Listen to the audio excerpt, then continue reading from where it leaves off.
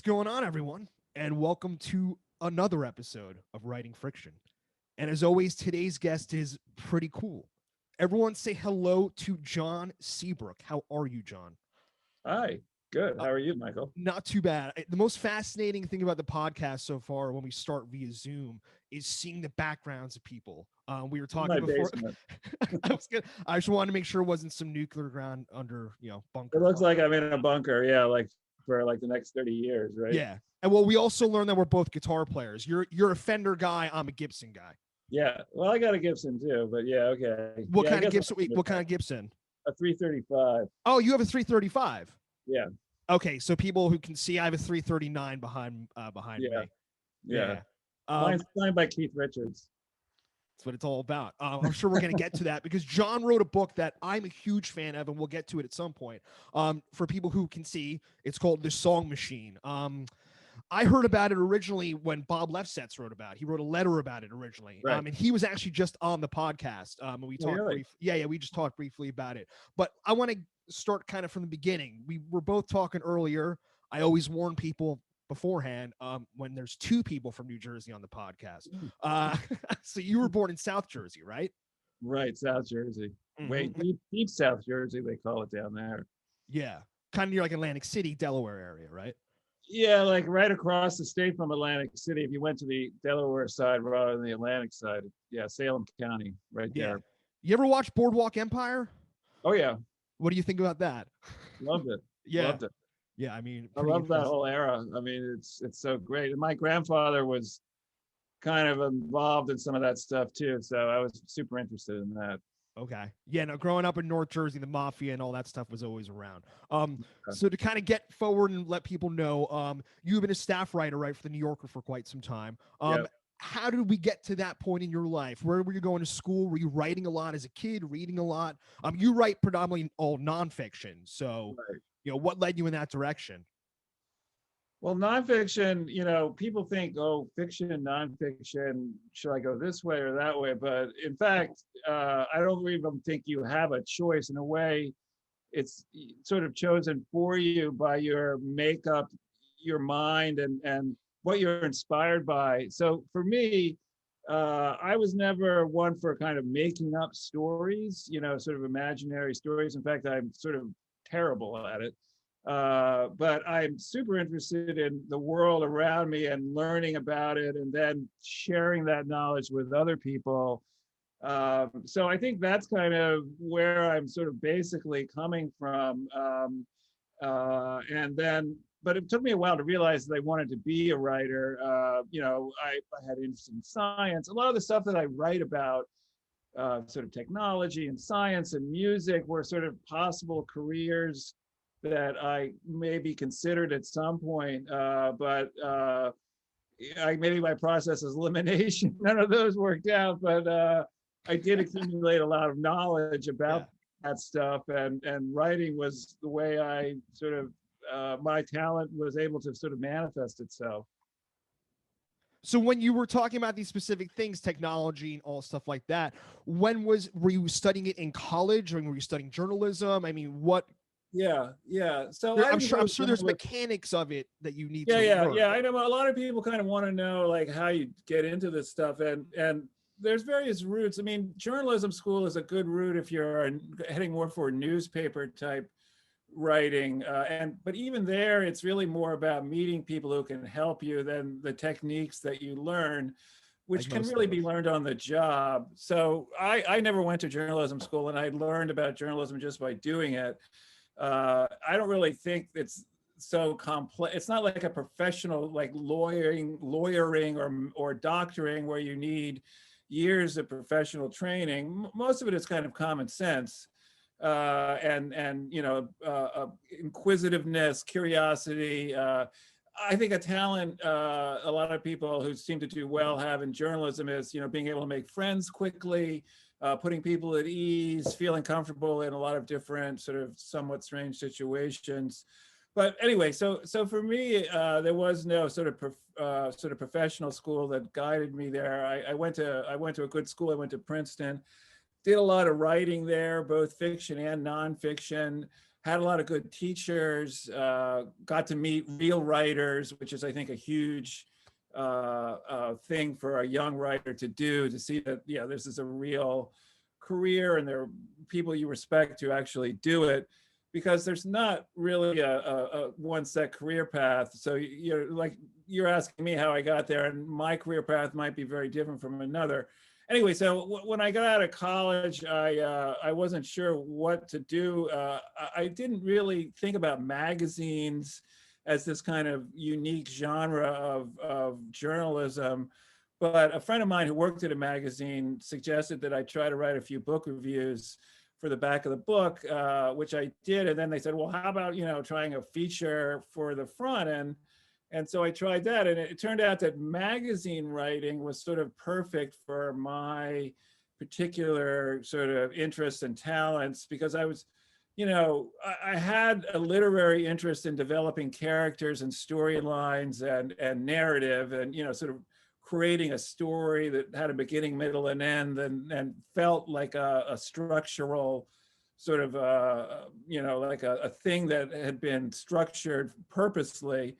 And magazine writing allows you to, or at least at that point, this was in sort of the heyday, I guess, of magazines. Could you give us a year? I mean, could you give us a decade? Mid 80s Okay. when I started writing for magazines. So magazines were everywhere at that point, and the business model was strong. Advertising. I'm picturing, the New York. I used to work in Lower Manhattan a long time ago, and I'm just picturing all the coffee sellers and I mean, people just slinging those magazines. Yeah, there are all those great newsstands everywhere. People were in them. There, you go in and you see like thousands of titles of magazines. Surrounded. Yeah. Yeah, absolutely. It was really a wonderful time. It's really changed because of the internet mainly. And now, there's other venues for writers, but maybe not as well paid and as prominent as magazines were. Anyway, so I started writing for magazines, and once I got into that, other editors sort of saw my stuff and said, "Oh, we would like to write for us, maybe," and so I got opportunities to freelance. And then hooked up with Vanity Fair in the later 80s. That was when Tina Brown was the editor of Vanity Fair, was a kind of a big deal in the culture. Can I stop you right there? Yep. I want to go back. You said something interesting at the beginning of this. You said part of being the journalist, it's not necessarily going to school, but it's being able to adapt to your surroundings, being able to, be around and take it in and work with what you got. Right. You're talking, it sounds like you're kind of, I would call it schmoozing people. You got to schmooze around. So I just finished a lot of different kinds of people you got to schmooze too. And that's what it is. Yeah. And so I just want to real quick, I just finished a great book called Why Sinatra Matters, about Frank Sinatra and Pete Hamill. And he writes about in the very beginning of that book, a scene where he's hanging out with Frank Sinatra in the back of some bar. And he's just talking about, he's like, this is my job. He's like, people are going to come in and out. I have to be able to adapt to everyone who's around me. And he's like, you have to just learn pretty much on the fly. So it kind of sounds like that's what you were doing in that time. Absolutely. It really is about and particularly like in a city or you're in an urban environment like Pete Hamill, and you got a lot of different characters. You got a lot of different sort of people that are maybe going to try to put one over on you. You have to know what's true and what's not true. You develop kind of a bullshit detector. A lot of people are going to be, sort of bullshitting you. Particularly depending on your field, but like in music or like where people are kind of hyping themselves, you got to kind of be able to filter a lot of that stuff out. But you also have to have a good ear. I think another huge talent that I kind of just realized I had was like of 5 paragraphs of dialogue, there's one line in there that sort of sticks in my mind. And because it sticks in my mind, I can trust that it's going to be the line I want to quote, that's the right line. And it's really just something you can't say, well, why is it that line? It's just that you hear it and you remember it, and you have to be able to trust your instincts and say, those are the good quotes, because you're going to have, you have a lot of what you're doing as a journalist is kind of filtering through like endless amount, particularly if you record everything, which with phones now, it's so easy to record. And these are, sometimes you're working on a piece for months, if not a year. Right, and you're going to have a lot of stuff, and so you need a really good like editing filter in your head to be able to cut through a lot of that stuff and not get lost. It also Yeah. helps to have a good editor, like another person, Yeah. who you can bounce stuff up too. That's So, that's, so that's you're pretty schmoozing. So, essential. yeah. So to bring it back to what before I cut you off, so you're schmoozing around in the '80s. You bring it up to Vanity Fair. Are you in New York City at this Yeah, time? yeah, I was living in the city. I came to the city after I graduated. It was, New York's still pretty much the center of publishing, although it Yeah. Tell me doesn't about have it. maybe kind of regional clout that it Yeah. had before. No cities, I think, do the way they did back then. But the idea of like a creative hub, New York was a creative hub of publishing, both magazines and book publishing. And so I came here. It was really essential, really, to be here. Less so now, but it was then. So Yeah. yeah, I was living here. It was a lot cheaper to live here then, but I actually lived in Williamsburg back in the 80s when it was really fairly rough. Oh yeah. My parents And are from the yeah, so Bronx. I was Vanity born Fair. in Queens. Yeah. Yeah, okay. So Vanity Fair was a huge gig because the money was there was Tina Brown paid more money than other people paid, so you could really like make a living and then some doing it. So it was really great. But ultimately, I guess my artistic or sort of literary ambitions were greater than Vanity Fair, and I wanted to work at the New Yorker. So after I had been at Vanity Fair for a couple of years, I started sort of sending ideas to the New Yorker, and that was like in the very late end of the '80s, and eventually got an assignment to write a long piece for them, and then after a couple more years, What was Tina that Brown first piece actually. about? It was about gold mining in Nevada. Okay. It was a gold. It was sort of a technology that allowed called heap leaching and allow people to get gold out of ore that had previously been considered waste, and it created this giant gold rush in the town of Battle Mountain, Nevada. So I spent a lot of time there I, and talked to all these characters and put it together into a long piece. And I've that was driven through that town on tour. I yeah, know it's on Route you don't. 80. You don't remember. You don't forget that name, Battle Mountain. Battle Yeah, Mountain. thousand. Yeah, That's so funny. Yeah, yeah, yeah. it's like right. It's in the middle of nowhere, Oh yeah, really. And but it was like a boom town, so it was a cool place to hang out. that's cool. Anyway, so yeah, then Tina Brown sort of moved from Vanity Fair to the New Yorker in the 92, I guess. And then I sort of followed her as a staff writer and became a staff writer at the New Yorker. And, so I've basically been writing for them ever since the mid 90s. So I mean, it seems like nowadays, the New Yorker is still, the penultimate. It's what people are always. It's who you submit your short stories to, all things like that. You said early '90s is when you got there, right? Mid 90s. And it was at that time that you wrote a pretty important piece that would then go on eventually to become something else. Could we talk a little bit about that piece that you wrote? Right? It was called. Yeah, that was my second piece. I wrote a piece called Flash of Genius. Again, about it sort of grew out of technology, but in this case, it was about like who owns an idea.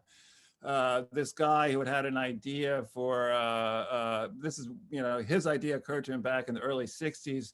In those days, cars didn't have intermittent windshield wipers. They only had like slow and fast. And he had an eye injury and couldn't see at either of the two settings and thought that, there should be some intermediate setting. So anyway, he had this idea for intermittent windshield wiper, took it to Ford. Ford said, no, thank you. We don't really think this is a good idea. And then they went ahead and, made it themselves, which happens all the time, and put it on one of their cars in the mid 60s.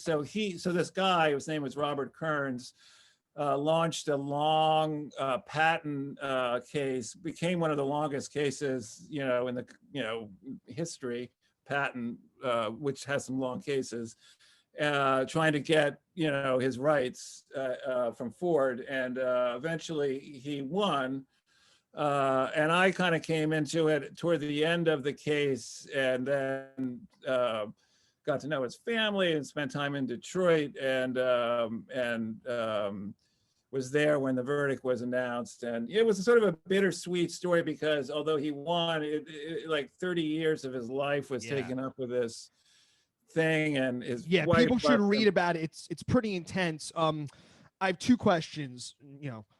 As someone who doesn't work in this field, I really don't know. First question is, how did you find this guy? How did this story come to you? And second, when it eventually was made into a movie. Did you have any part of that process? Were you happy with that process? Can you talk about both of those things? I think I just read about the patent case in the Wall Street Journal one day, and it was just a short sort of piece about the ongoing case, and then thought that this would make a much more interesting, longer story if you were able to sort of go back and sort of tell the whole story. So it really just came from seeing a clip and then getting him to. He was sort of leery of reporters at that point, and I had to go down to Houston, where he was living then, and spend a weekend sort of trying to persuade him to talk to me. And there's a certain amount of that goes on in journalism too. You got to learn how to sort do of that. have to trust you, right? And you have to sort of be honest too, and say, look, if you trust me, it's not going to end up badly for you. You can't. I mean, people do end up double crossing their subjects sometimes, but I don't know how long their careers go. Anyway, so you sort of have a commitment to your subject that is part of the whole sort of bargain you make with people. Anyway, so yeah, I spent a long time talking to him, and then the piece came out. But yeah, the movie, the rights were bought fairly soon after the piece came out. Oh wow! But the writer struggled, and it was a screenwriter who created a screenplay. But he had a lot of other issues. I think he suffered from clinical depression. He ended up committing suicide. Oh wow! Before the thing came out, and so there was a lot of stuff that went on, and I sort of consulted on the script and gave ideas.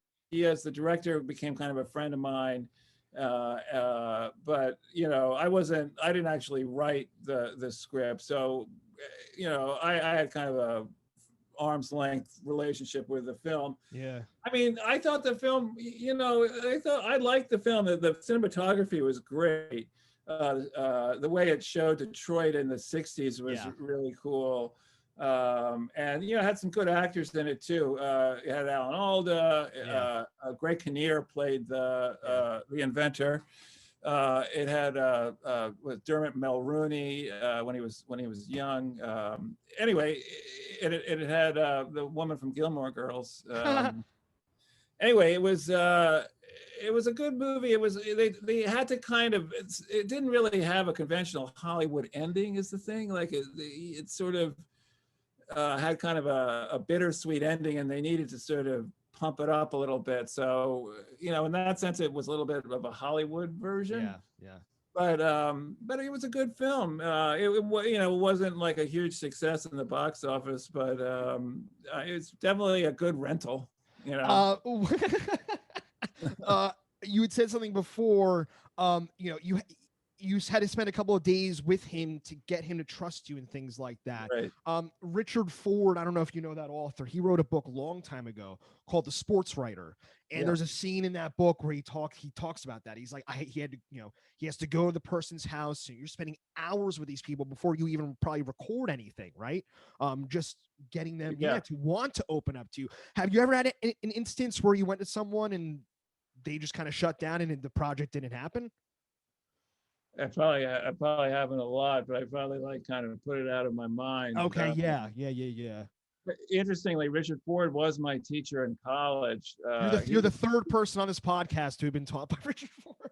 I mean, it was really Richard Ford, if anybody, that sort of encouraged me to actually be a writer. He was a very good teacher. He was very inspirational teacher to young people, and maybe he still is. Was he wearing jeans and cowboy boots? That's what I heard he wore all the time. Yeah, he was. Yeah, he was young then. He was in his early 30s, probably. Yeah. So he had just published his first novel. He hadn't written The Sports Writer yet. Okay. The Sports Writer kind of put him on the map. Yeah, no, most definitely. Right, and it's a great book. Yeah. But yeah, I mean, I'm sure that I've had. I'm sort of blanking on specifics, but yeah, it's part of the job, I'd imagine.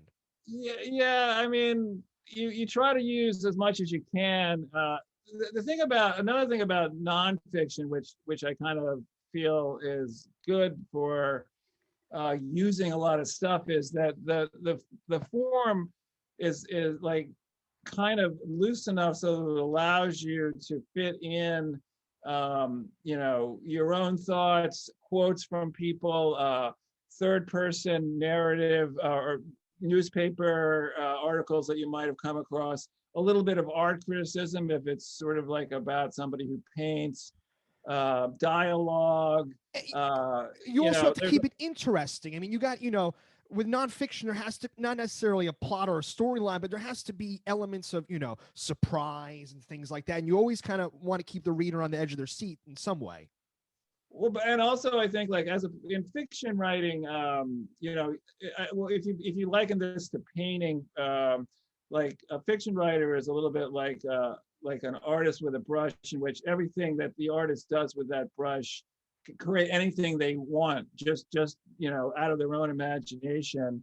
Whereas a nonfiction writer, and I said this to you earlier in terms of Robert Rauschenberg, a nonfiction writer is working with kind of found materials that you can do a certain amount of painting over them, but ultimately, you're working with stuff that you found in the course of your reporting and are trying to kind of fit into this kind of collage or combine-like structure, which is quite, I think, different from a fiction writer who's able to change little things to sort of make them all blend together and be part of a seamless whole. There's always going to be, kind of little edges and chunks and stuff that sort of is integral to those pieces that you gathered as a writer, a nonfiction writer. And, you kind of need to allow that stuff to breathe and exist in your pieces and find a structure that makes it make sense. So anyway, I do find that a lot, when you're reporting, you don't really know what you're going to use, right? You won't really know what you're going to use until you sit down, you're finished with your reporting, you've got your like basket full of, reported groceries that you brought back from your reporting trip. You get them out, it's really kind of like cooking, except you don't have really have a recipe or even know exactly what you're cooking yet. And so you sort of start working with them, and then you discover, oh yeah, that was the thing that was important, but I didn't realize that was the thing that I asked about this, and he said that, but it was actually that became more important than this, and you didn't even realize that at the time. You have, or sometimes you have a completely different idea of what you think the story is, and then it has to change. And I think where you get in trouble maybe is when you try to sort of hang on to that like dogmatic idea of what you thought the story was. Yeah. And then, you don't really get to see what the real story is. And sometimes that takes multiple drafts and having someone read it in between, to sort of enlighten you. So I have this image of you. It's the 90s. It's New York City. For people who weren't in New York City in the 90s, I was a little younger, but I was there. I mean, it was a city that was just on the up. I mean, things were happening in New York. I mean, it was a place. You're living, in my mind, probably some people's dream life, right? You're a staff writer at the New Yorker. You're kicking around Manhattan, doing whatever you want. What's a typical day in the life for you at that time? I mean, again, are you reading the paper every day looking for something to write about? Are you always working on something? What's going on at that point? You have a family? You have kids? Anything like that? I didn't have kids yet in the 90s. I got my son was born in 98, so he came to in the 90s, and now I now have a daughter as well. I got married early in the 90s. I met my wife in a magazine. Actually, with my friends, I met in magazines. Magazines were like a whole sort of social group unto themselves. Imagine. But yeah, like the great thing about the New Yorker was in those days is they had these sort of famous offices with these warrens of little tiny offices, and there were these writers that hadn't published in 30 years that were sort of there every day, and it was this great air of mystery.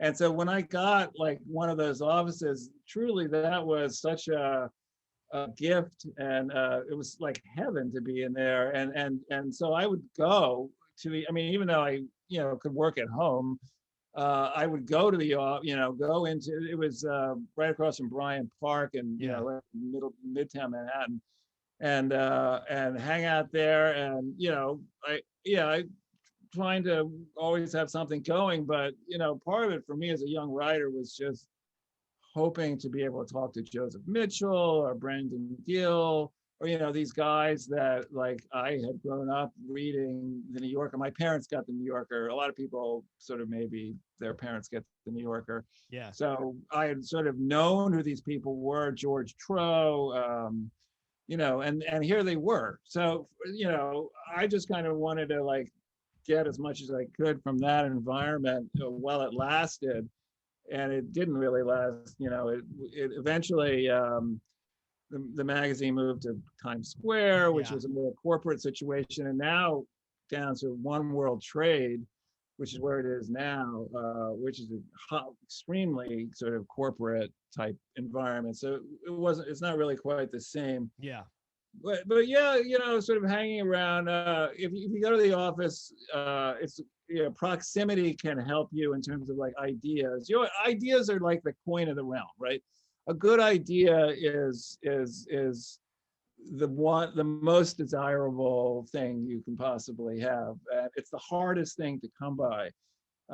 So how do you get your ideas? Yeah, well, like reading newspapers is the most sort of maybe basic way to get them, but also, you know, just like talking to people, like trying to get out of your comfort zone or out of your sort of like little niche and hearing about what's going on. I mean, I didn't have like one specific beat, so like it wasn't like I was covering like City Hall Sure. or, you know, I had interest in, as I said, sort of technology. I was interested in sort of business. I was interested in music, but at that point I didn't write about music because other people were doing that kind of stuff. So I sort of, you know, sort of tried to find things that were kind of roughly in my area. And a good thing about, as a young writer, I think, if you can sort of define your brand in a certain sort of realm of journalism topics, then people will think of you if they have an idea in Sure. that realm. They'll approach like, oh you. yeah, he writes about.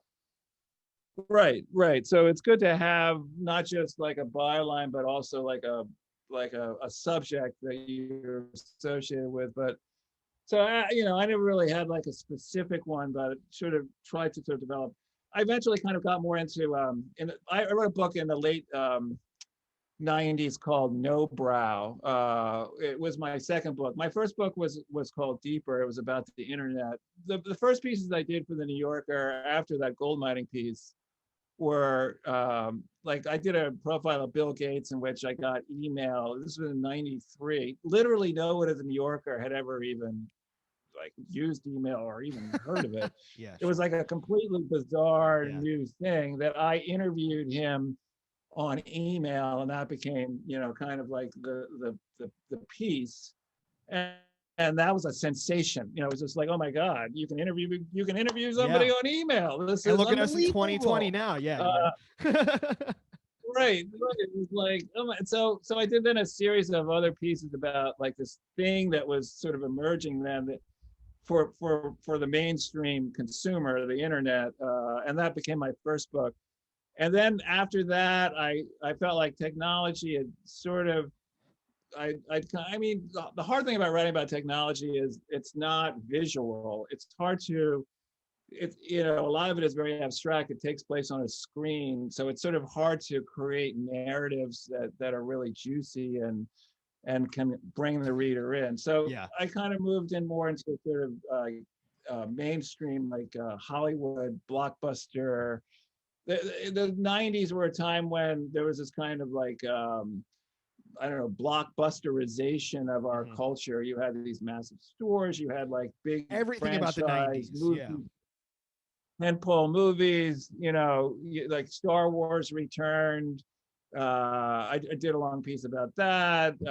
You know, so I ended up doing more kind of popular culture stuff, I guess, and not so much technology. And that became my second book.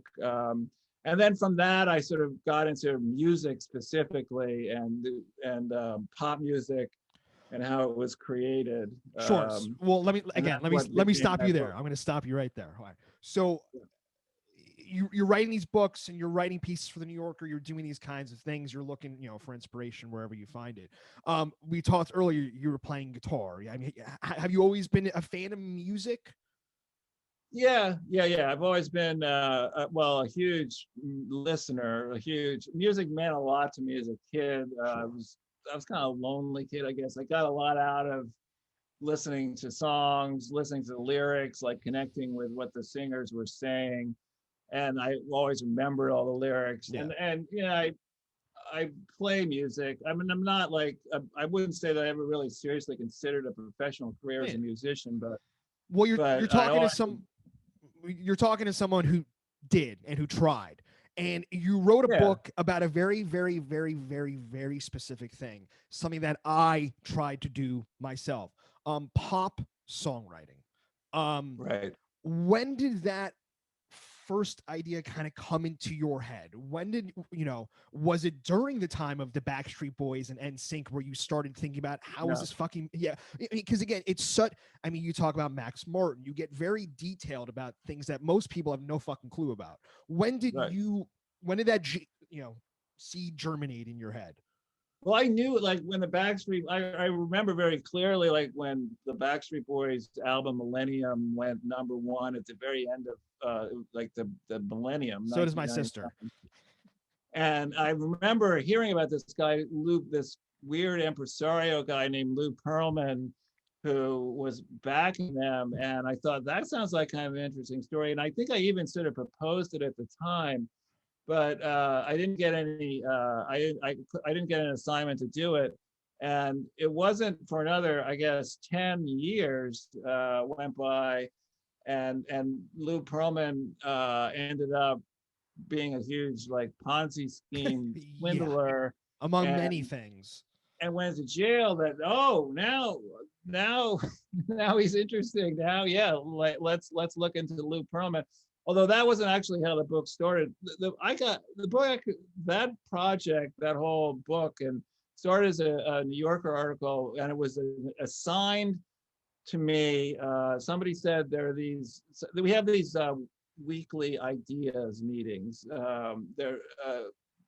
Editors are supposed to go to them every week. Writers are only invited once in a while, and you're supposed to bring 3 ideas. Everyone's supposed to bring 3 ideas, and you actually have to present them like out loud to everybody. So it's kind of stressful. We have a lot of smart people that are kind of listening to your supposedly good ideas, and it was somebody else's idea. Said like there was this production pair called Stargate. It's these 2 Norwegian guys who have a studio in New York. Maybe and they've had some hits lately. How about a piece about them? And so I said, yeah, that sounds kind of interesting. And I actually didn't really understand at that point how modern pop music is made. I sort of still kind of had this idea that you had like a Burt Bacharach, Hal David situation where there was one guy at the piano and another guy with the words and smoking cigarettes, drinking coffee in the dark wood room. Yeah. And that was totally wrong. Absolutely, completely wrong. And I realized that within an hour of sitting in the studio with these guys. And I I'm sorry. So you eventually, this idea, you took this idea. And so I said, yeah, I'll look into this. Yeah. And so then I got the guys, contact information. That was the producing couple, the duo? Yeah, Stargate.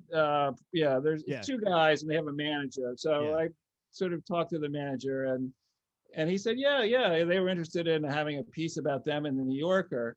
And so I went to their studio the very first day I was there, it was just, I had no idea that this pop music was made by, it was like absolutely the opposite of the way I thought music was made, where like, instead of beginning with melody and lyrics, you began with like production, which you would think is like comes at the end, but in fact, in this method, it came at the beginning, and all these guys, these Norwegian guys, made all these tracks, and they didn't have melody; they just had kind of chord changes and then atmospherics, and then they would have this other person come in. It was called a top line writer that would listen to all the tracks and then come up with a hook.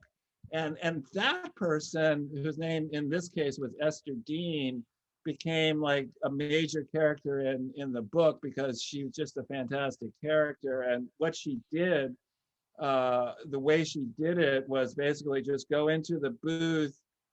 They would start putting on one track after another, and in like a 20 seconds or so, if she didn't like it, they just go to another one, because they had an endless number of these things. And eventually they would come up with one that would kind of resonate with her, and then she would just sort of like sit there and start throwing out these kind of vocalized sounds, like syllables and things like that. syllables. She had like these little catchphrases in her phone that she would look at, that she had just kind of written down, like now or never, or these sort of hooky sounding kind of little.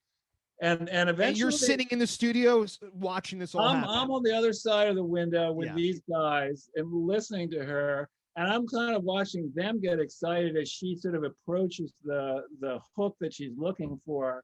And then eventually she hits on this thing that they think is the right hook, and everybody goes crazy because it's kind of like a gold, a little bit like going back to the idea of like a gold rush.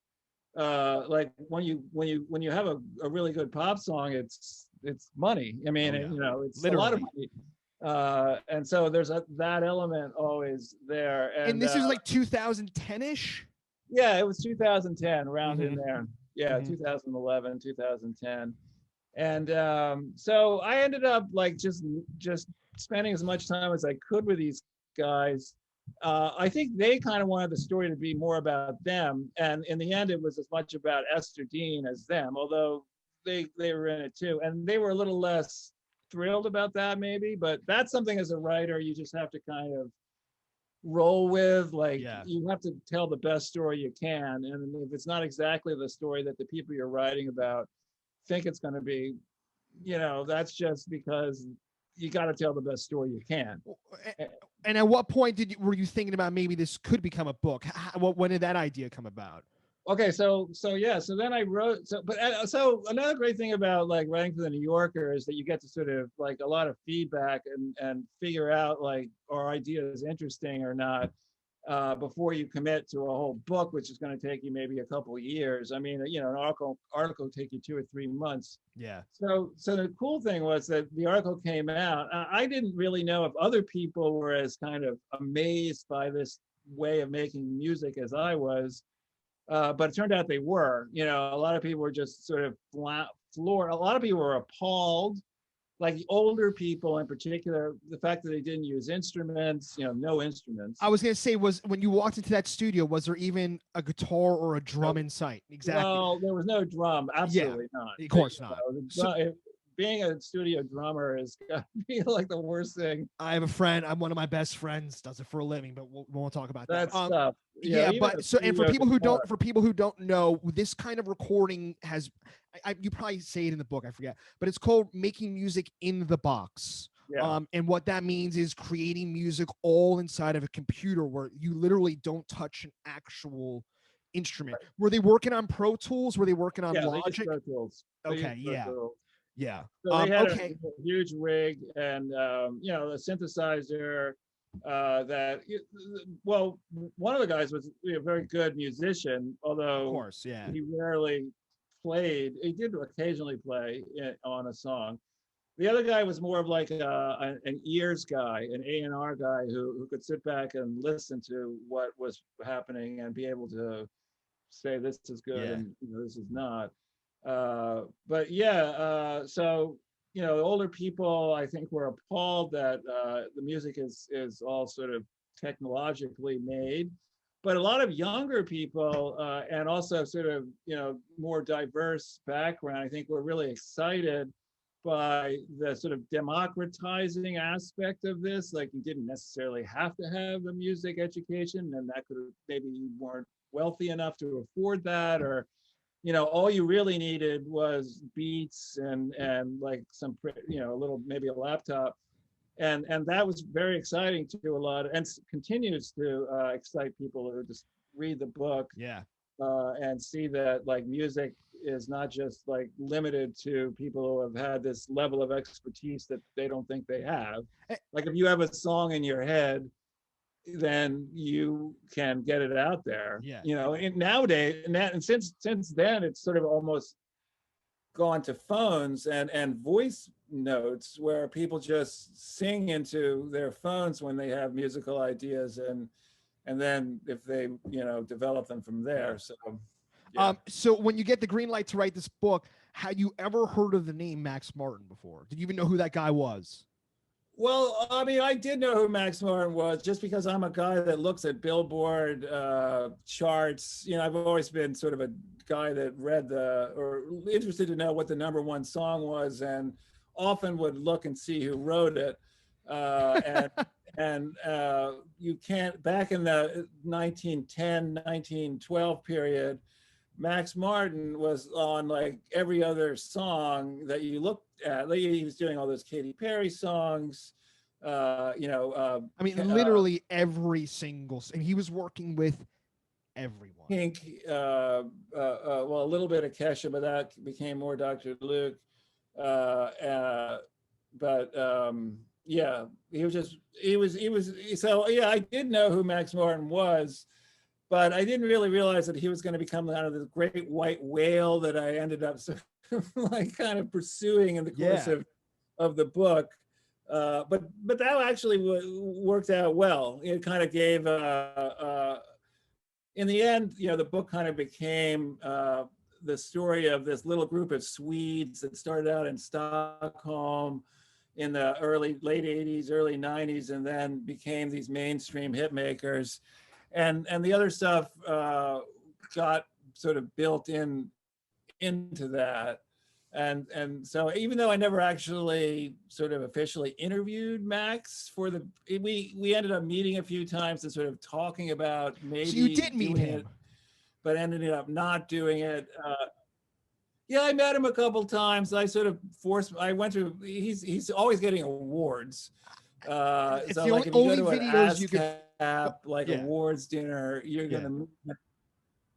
I was gonna say the only videos you could find so of him I on actually YouTube. just went up to him and met him.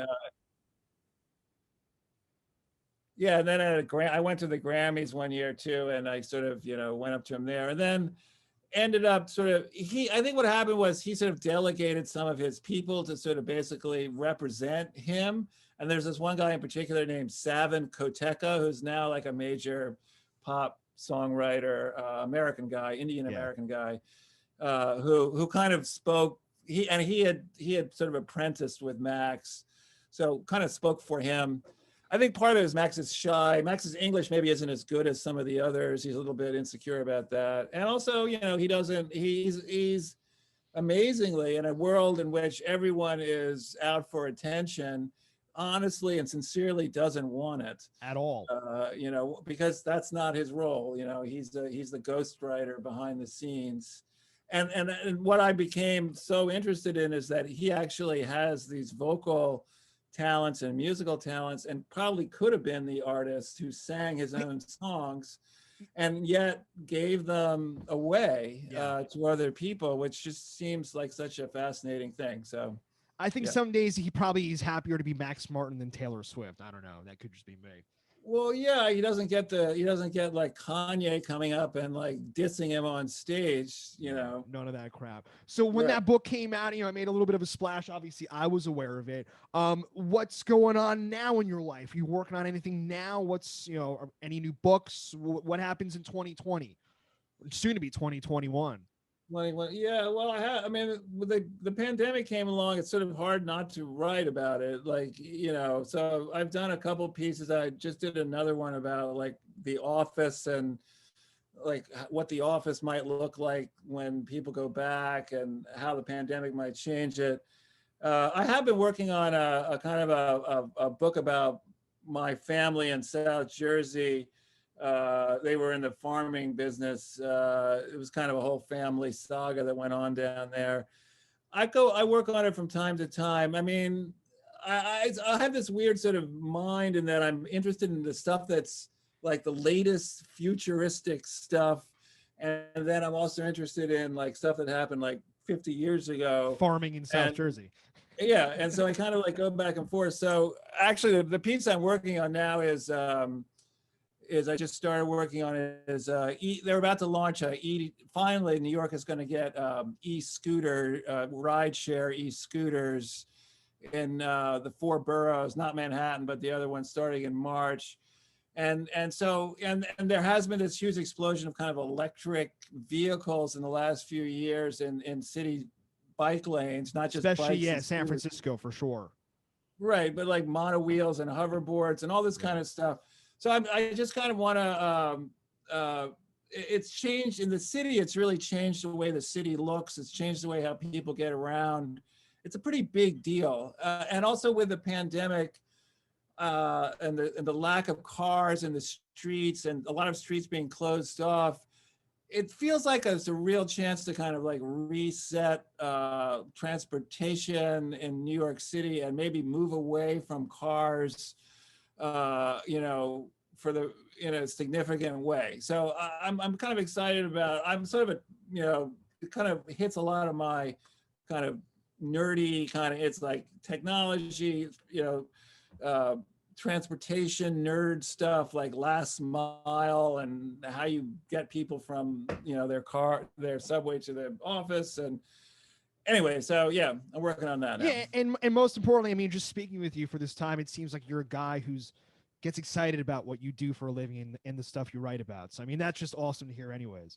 Yeah, I think you kind of need it. Because you need energy to be a writer. Ultimately it comes down to energy, like being able to like sustain mental energy and get it on the page, and it got to work up to it, and then maybe you can only hold it for a couple of hours and then you come back to it the next day. But that's like energy. It all comes down to energy.